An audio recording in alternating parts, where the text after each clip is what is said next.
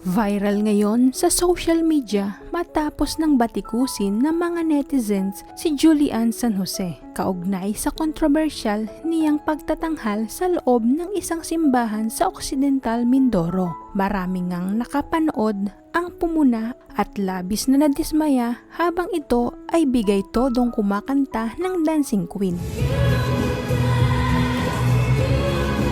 Na tila nga daw ay kawalang respeto sa harap ng altar ang ginawang total performance ni Julian sa loob pa mismo ng simbahan.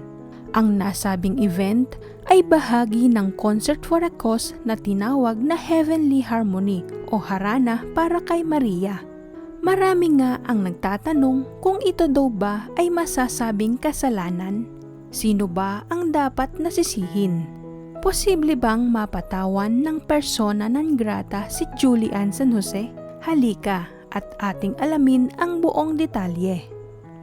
Kamakailan lamang ay nagkaroon ng fundraising concert ang singer na si Julian kasama si Jessica Villarubin noong October 6, 2024 na pinamagatan nga itong Heavenly Harmony Concert na ginanap mismo sa loob ng bahay dalanginan ng Nuestra Señora del Pilar Shrine and Parish Mamburao sa Occidental Mindoro at ang malilikom nga sanang pondo ay ilalaan para sa pagpapagawa ng simbahan. Subalit sa kabila ng matagumpay na pagtatanghal ay nabahiran ito ng samot-saring negatibong komento dahil hindi naging akma ang pinagdausan ng fundraising event. Dahil di umano'y masyadong naging wild itong si Julian San Jose sa ginawa niyang pagkanta sa harap pa mismo ng altar ng simbahan. Idagdag pa ang pagsuot nito ng backless at slit na damit na kung saan ay nakalitaw ang kanyang likod at hita. Tila nga daw binabastos na nito ang simbahang Katoliko. Kinuwestiyon naman ng ilan kung bakit pinayagan si Julian San Jose na umawit ng party song tulad ng Dancing Queen na sa halip ay gospel song ang dapat niyang kantahin.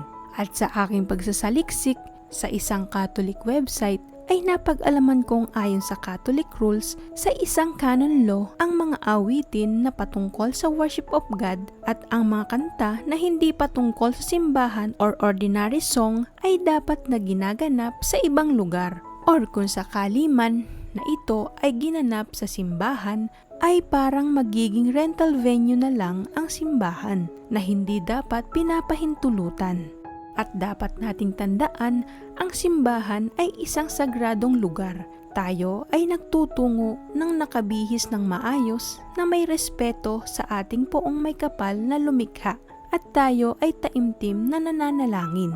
Ito ang ilan sa pinakaimportanteng dapat na gawin at kahit sa Biblia ay nakasaad dito na nagalit si Jesus Christ dahil sa mga taong nagbebenta na kung ano-ano sa labas ng simbahan sapagkat ang lugar na iyon ay ang bahay dalanginan at hindi pagnenegosyo.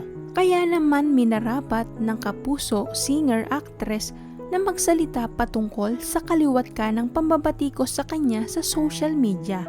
Kaya noong October 10, 2024 ay nagpaliwanag ito kalakip ang paghingi niya ng tawad sa lahat ng Katolikong na-offend at nabastusan sa kanyang ginawa. Ayon kay Julian, ay wala siyang intensyon na bastusin ang sagradong pananampalataya ng mga Katoliko. Ang hangarin lamang nito ay ang magpasaya ng mga manonood at makatulong sa fundraising event.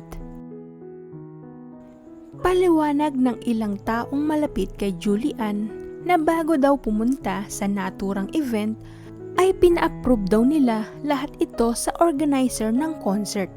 Kalakip din ang costume at ang mga line-up na kanyang kakantahin ay pina-approve din. Nilinaw nilang hindi naman iyon religious concert kahit sabihin pang sa simbahan ito ginanap. Ayon pa dito ay hindi naman daw nagtitinda o ginawang palengke ang simbahan. Nag-perform lang sina Julian at nagpasaya sa mga manonood. Subalit sa pangyayaring iyon, sobrang below the belt na ang ibinabatong masasakit na salita laban kay Julian. Pakiusap pa nito ay sana ay matapos na ang issue at ayon pa sa kanya ay buong-buo rin daw ang pananampalataya niya sa poong may kapal. Samantala, bago pa man maglabas ng public apology si Julian, ay nauna nang humingi ng paumanhin sa kanilang pagkukulang ang Sparkle GMA Artist Center at inako ang buong responsibilidad sa issue na kinasasangkutan niya. Kaya naman, humingi din sila ng dispensa kay Julian at sa lahat ng mga miyembro ng simbahang Katoliko na nainsulto sa pinag-uusapang viral video. Sino ba ang may kasalanan o dapat managot? Posible nga bang mapatawan ng persona non grata itong si Julian San Jose?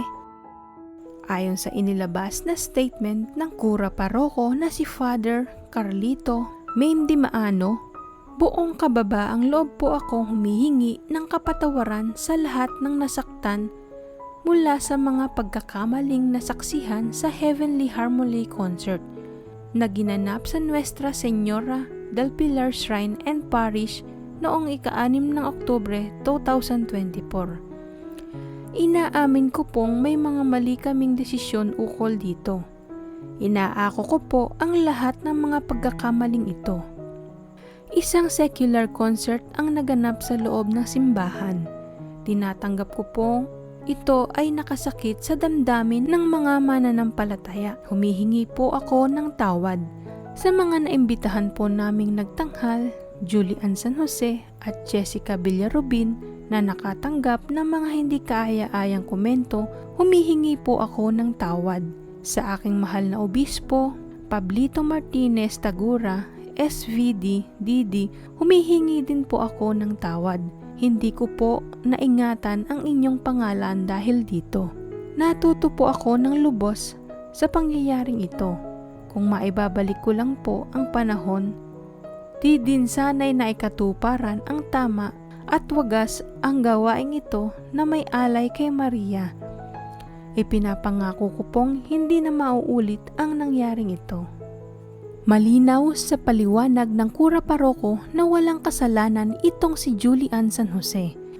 Kaya naman, ang masasabi ko ay dapat naghanap na lang sila ng ibang lugar na pwedeng pagdausan ng concert.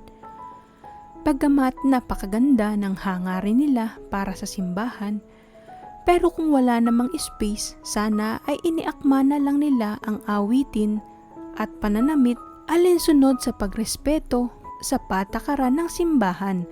Ano ang masasabi nyo sa ginawang concert ni Julian San Jose sa loob ng simbahan? Agree ba kayo dito?